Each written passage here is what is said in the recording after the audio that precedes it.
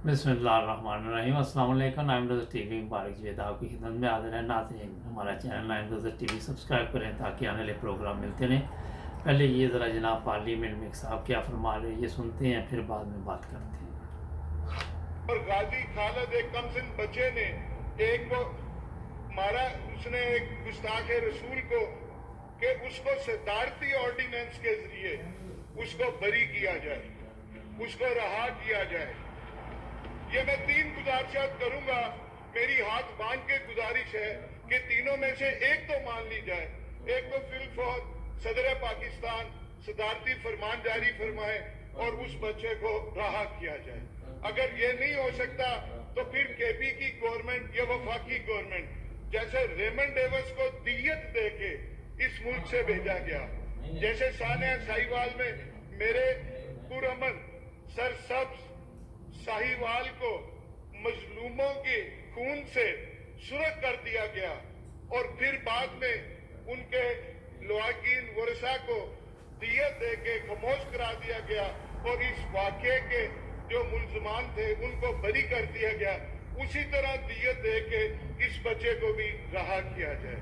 और जैसे आसिया मलूना को रातों रात बरी करके इस मुल्क से भगा दिया गया, इसी तरह जो आशिक़े नबी है सल्लल्लाहु अलैहि वसल्लम, उसको तो बरी। अगर ये दोनों चीजें नहीं हो सकती तो मैं जनाब स्पीकर आपके सामने इस अगस्त हाउस पे खड़े होके, ये आयत कुरानी के नीचे खड़े होके मैं सैयद इमरान अहमद ये आपसे करता हूँ कि जी के उस बच्चे की दियत मैं दूंगा। मेरे जैसे करोड़ों आशिकाने खातमुन नबीयीन, गुलामाने खातमुन नबीयीन उसकी दियत देंगे। इमरान साहब, एक आप काम करें, आप माशाल्लाह बहुत अच्छी बात कर रहे हैं और आपने आशिक रसूल का एक रोल प्ले किया है। मेरी रिक्वेस्ट ये है कि आप एक ऐसा बिल अमेंडमेंट लेके आए ताकि हम कानून के तहत इस मसले को हल करें। और अगर कानून में जो अगर कानून में कोई सिकम है उस सिकम को दूर करें। Thank you. बिल्कुल। एक आखिरी बात ही कि एक तो मैं दियत देने को मुझे अपने घर बेचना पड़ा, मैं अपना घर बेच के नमूसे रिसालत सल्लल्लाहु जुनैद अनवार साहब सारी सब लोग और गाजी खालिद एक कमसिन बच्चे ने। जी नाज़रीन, ये गुफ्तगू पार्लियामेंट में आपने सुनी क्या हो रही है। ये एक साहब ने जो फरमाया वो इसलिए आपको सुनाया कि पार्लियामेंट पाकिस्तान की जो है, जहाँ पे जाके लोगों के मसाइल सुने जाते हैं, वहाँ पे एक कातिल के लिए किस तरह उसकी हिमायत की जा रही है और पार्लियामेंट का वक्त ज़ाया किया जा रहा है।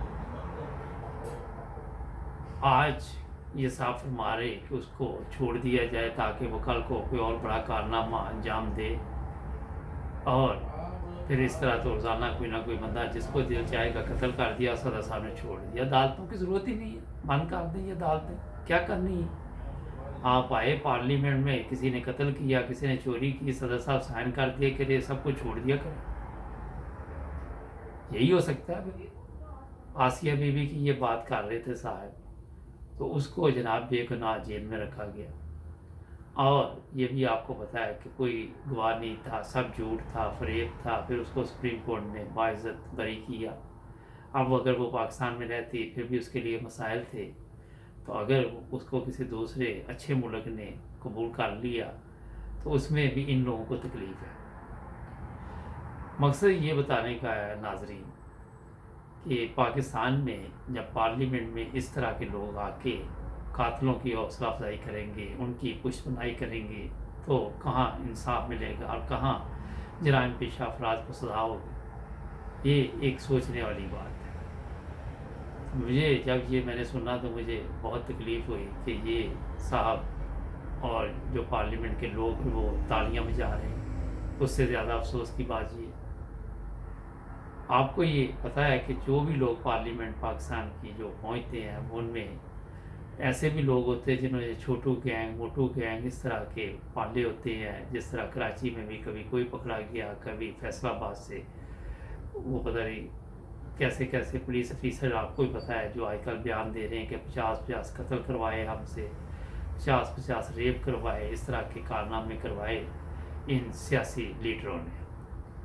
लोगों की जान माल की तहफ़्फ़ुज़ का ये हल्फ उठाते हैं पाकिस्तान के लिए, मगर आज आप ये सुन के गौर कर ले कि कितना इनके दिल में पाकिस्तान की पार्लियामेंट का एहतराम है, पाकिस्तान की अवाम का कितना एहतराम है, और ये पाकिस्तान की कौन सी खिदमत कर रही है।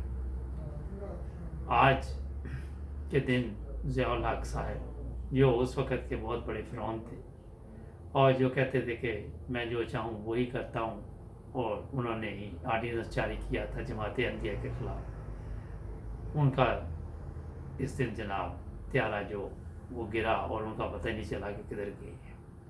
बाद में आज भी देख लें, दुनिया उनको ज़िल्लत और रसवाई के साथ याद करती है।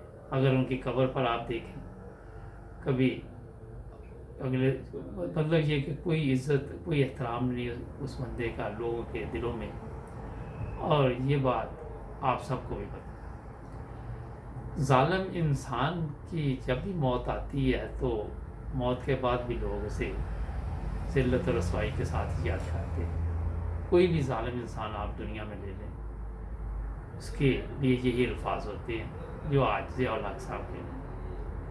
और ज़ियाउल हक साहब के ज़हन में था कि वो जो चाहे कर सकते हैं, जिसको चाहे पकड़ के जेल डाल सकते हैं, जिसको चाहे कोड़े मार सकते हैं, बेगुनाह लोगों को भी मार रहे थे, और ऐसे ऐसे भी कारनामे उनके हैं कि पाकिस्तान में जो सबसे ज़्यादा नुकसान पहुंचा वो उन्हीं के दौर में पहुंचा। और यही आपको अब भी बताया कि जब से ज़ियाउल हक साहब ने ये कारनामे अंजाम दिए, वहाँ उसी की सज़ा आज कौम भी भुगत रही है। उसकी तफसील में जाने की इसलिए ज़रूरत नहीं कि सबको पता है कि क्या करके वो गए और किस तरह वो जो खुद रेफरेंडम के ज़रिए मुंतखब हो जाते थे, उसमें क्या देते थे, जो इस्लाम चाहता है वो मुझे वोट देते, जो नहीं चाहता, मतलब ये कि मकार, फ़रेब, धोखा, ये चीज़ें उनकी ज़िंदगी का हिस्सा थी। और उसके बाद जमात अहमदिया ने भी एक मोबाइल का चैलेंज दिया खलीफा वक़्त ने, उस वक़्त जो खलीफा वक़्त थे, और उसके अंजाम में ज़ियाउल हक की एक इबरतनाक मौत हुई जो हमने अपनी आंखों से देखी। मैं उस वक़्त जर्मनी में था, मुझे आज भी याद है ये जनाब। मुझे जर्मन टीवी पे जब खबर आई तो मुझे समझ नहीं आई कि क्या हुआ है। उस वक्त मोबाइल फ़ोन नहीं होते थे, इतनी सहूलतें नहीं थी, हम नए जर्मनी आए थे, तो मैंने कहा पता नहीं क्या हुआ, इसकी बार बार पिक्चर दिखा रहे हैं जर्मन टीवी वाले। फिर हमने जब पता किया तो पता चला कि उसका जो प्लेन है वो हादसे का शिकार हो गया। नाज़रीन, आपको एक चीज़ मैं बताना चाहता हूँ कि पाकिस्तान में जितने भी जुल्म किए जाते हैं मज़हब के नाम पे, उन लोगों जो जुल्म करते हैं उनके अंजाम से आप वाक़फ़ हैं। जुल्मकार अली भुट्टो था, जेल में डाल दिया गया, एंड तक बेशुमार लोगों ने सिफारिश की इसको छोड़ दे, लेकिन क्योंकि अल्लाह ताला की लाठी जब पड़ती है तो फिर दुनिया आपके सामने ही है। जिस तरह का कोरोना वायरस आया तो पूरी दुनिया को हिला के रखती है। तो मकसद ये मसाले बयान करने का ये है कि लोगों को इबरत हासिल करनी चाहिए। ये जो पार्लियामेंट में जाके हल्फिया बयान लेके और फिर लोगों के लिए इस तरह की तकरीरें करेंगे, उन्हें भी सोचना चाहिए कि कल को खुदा ताला का अज़ाब पे उन पे भी आ सकता है। और जब मुल्क में कानून है, अदालतें हैं, उसके मुताबिक जब तक मुल्क को नहीं चलाएंगे तो उस वक्त तक आप तरक्की भी नहीं कर सकते। और कई कातिल इसी तरह बाहर आ जाते हैं। फिर आपने देखा होगा एक दफ़ा आसफ जरदारी ने साइन किए और रहमान मलिक की 1.5 साल की जेल ख़त्म कर दी। अमीर आदमी था तो वो जनाब फारग कर दिया गया। तो इस तरह के वाक़यात जब ये लोग इक़्तिदार में होते हैं तो इनको समझ नहीं आती, इनको उस वक़्त क्योंकि ताकत के नशे में चूर होते हैं, और ये लोग फिर अवाम के क्या मसाइल हल करेंगे, ये आप खुद इस बात का अंदाज़ा लगा लें। नाज़रीन, मैंने ये भी बताना चाहता हूँ कि हमें बेशुमार लोग मैसेज लिखते हैं और सबका जवाब देना बड़ा मुश्किल हो जाता है। कोशिश करते हैं फिर भी मुख्तसर जवाब दिया जाए। पूरी दुनिया से लोग हमें टेक्स्ट मैसेज व्हाट्सएप पे करते हैं। मैं सबका शुक्रिया अदा करता हूँ, हमारे चैनल को पसंद कर रहे हैं और वो यही कहते हैं कि आप बात जो भी करते हैं सच और हक की बात करते हैं। आप भी जुड़ जाए नाइन ब्रदर टीवी के साथ, सब्सक्राइब करना ना भूलें। अल्लाह हाफ़िज़।